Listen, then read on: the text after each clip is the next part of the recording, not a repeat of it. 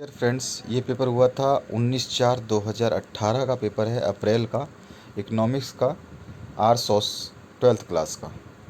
तो चलिए देखते हैं फटाफट इस क्वेश्चन पेपर में कौन कौन से क्वेश्चंस पूछे गए थे। आपके एग्ज़ाम दो बार होते हैं, एक अप्रैल के आसपास में और एक आपका अक्टूबर सितंबर के और नवंबर के आसपास में। मतलब एक होता है आपका सितंबर से दिसंबर के बीच में और एक होता है आपका मार्च से मई के बीच में। तो चलिए ये मार्च से मई के बीच वाला एग्ज़ाम पेपर है, देख लेते हैं। The coefficient of correlation ranges between, इसके चार ऑप्शन हैं, आपको बताना है, ध्यान रखना है। मैं आपको केवल इंग्लिश वर्जन पढ़ रहा हूँ और हिंदी वर्जन आप देख लेना। सेकंड है expansion of demand leads to, आपको बताना है डिमांड का जो एक्सपांसन है वो किससे संबंधित है या विस्तार, मांग में विस्तार से होता है, क्या होता है ये बताना है आपको। तीसरा, average variable cost of producing 2 unit of a good is 20 rupees and that of producing 3 unit is rupees 19. Marginal cost when 3 units are produced is, अब marginal cost क्या होगा आपको 3 यूनिट्स का वो बताना है आपको। इसके बाद में आ जाइए जो 4th क्वेश्चन है।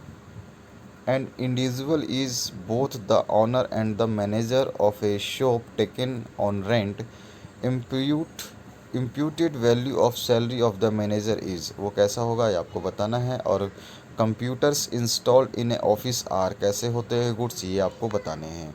उसके बाद आ जाइए नेक्स्ट पे,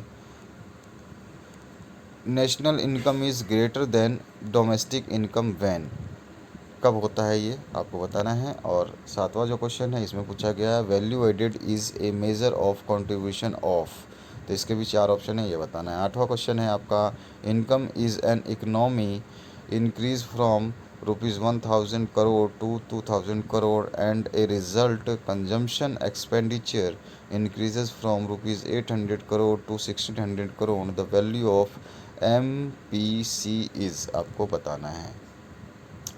इसके बाद में आ जाइए आपका नेक्स्ट क्वेश्चन है on a diagram the distance between the point of origin and the point of Y axis from which the consumption curve start is a measure of, किसका मेजर होता है आपको बताना है। 10वां क्वेश्चन है investment multipliers is equal to, किसके equal होता है ये आपको बताना है, इसका फॉर्मूला दे रखा है। 11वां क्वेश्चन है using step deviation method calculate arithmetic mean from the data given below, ठीक है। 12वां क्वेश्चन है what is meant by positive and normative economics, give one example of each. इसके बाद में आ जाइए 13वां क्वेश्चन है how is the demand for a commodity affected by an increase in price of related good, explain. 14th question है coefficient of price elasticity of supply of a good is 2, a producer supplies 200 units of goods when its price is ₹10 per unit, calculate the quantity supplied of this good when its price rises to ₹12 per unit। 15वां question है describe any 3 main characteristics of monopolistic competition, इसके competition. उसके बाद में आ जाइए 16वां question है calculate gross value added at a factor cost from the given data, ये आपके पास डाटा है, इससे आपको gross value added at a factor cost निकालनी है। इसके बाद आ जाइए नेक्स्ट क्वेश्चन पे, explain the meaning of normal resistance of a country. 18वां है describe any 2 factors which determine prosperity to consume in a economy, what next question है what is meant by revenue receipts and capital receipt in a government budget, give an example of each। 20वां question है आपका calculate A revenue deficit, B fiscal deficit and C primary deficit from the following data, इन आंकड़ों से आपको निकालने हैं। उसके बाद में आ जाइए 21वां क्वेश्चन है what is Lorenz curve, explain the step involve in drawing Lorenz curve.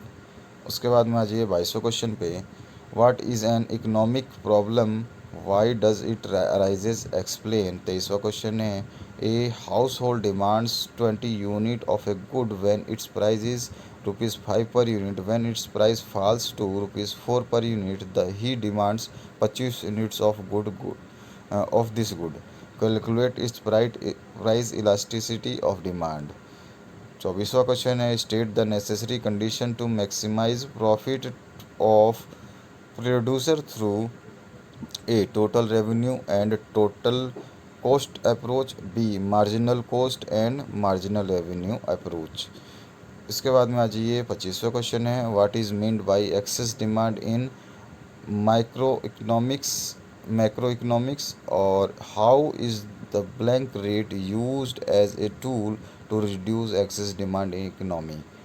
26वां question है, what is mean by increase in supply, state any two factors which lead to increase in supply of commodity। 27वां question है आपका, using assumed mean method find out standard deviation from the following frequency distribution। इसका Hindi version आपके सामने है। 28वां है, describe any food issues to be kept in mind in the construction of index number. 29th question है, a consumer consumes two goods X and Y, explain the conditions of its equilibrium using difference curve approach. और उसके बाद में आ जाइए जो आपका 30वां क्वेश्चन है, state and explain the law of variable proportions, use diagram of a numerical example. इसके बाद आ जाइए आपका जो 31वां क्वेश्चन है, calculate gross domestic product at market price from the data given below. ये डाटा आपके सामने, इसका हिंदी वर्जन ये आपके सामने। 32वां क्वेश्चन जब तक हम देखते हैं, describe the following functions of money. A है मीडियम ऑफ एक्सचेंज और बी है स्टोर ऑफ वैल्यू। ये आपको डिस्क्राइब करना है। आशा करता हूँ ये वीडियो अच्छी लगी होगी। 2019 का पेपर ऑलरेडी डाल दिया गया है, उसको भी आप देख सकते हैं। प्लेलिस्ट डिस्क्रिप्शन बॉक्स में मिल जाएगी। आपका कोई भी कमेंट है उसका मोस्ट वेलकम है, आप हमें कमेंट करिए, हम आपको सोल्यूशन प्रोवाइड करते रहेंगे। Thank you very much for watching this video.